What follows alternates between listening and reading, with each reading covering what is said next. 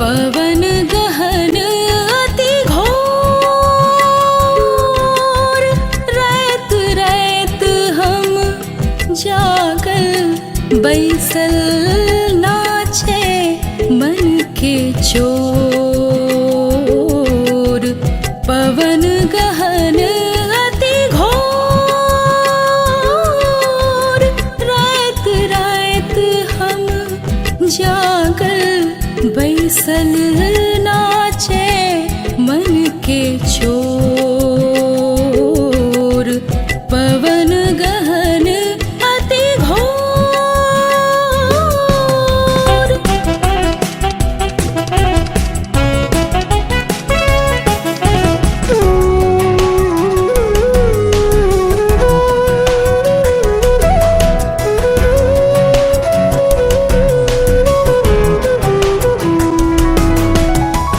हृदयक आसन शून्य पड़ल अछि, तन के अंगना सूना सूना।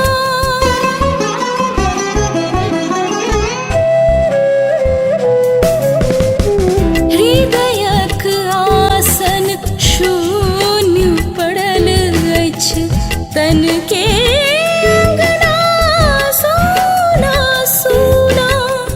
बाज अभी जुड़ी कैलक जोर, बाज अभी जुड़ी कैलक जोर। रैत रैत हम जागल बैसल कहिया आओत भोर।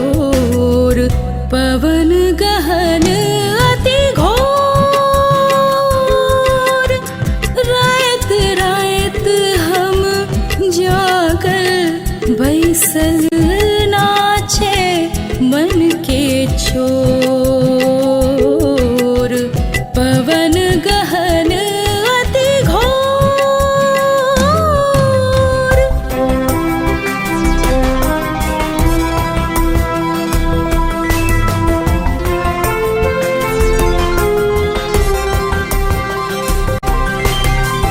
जहिया सो हम देखल अहाँ के, तहिए सो मन जागल जाके। जहिया सो हम देखल अहाँ के, तहिए सो मन जागल जाके। पागल पवना एसगर निकसल, पागल पवना एसगर निकसल। रही रही नाचे मोर, रैत रैत हम जागल बैसल नाचे मन के मोर। पवन गहन अति घोर, रैत रैत हम जागल बैसल नाचे मन के चोर।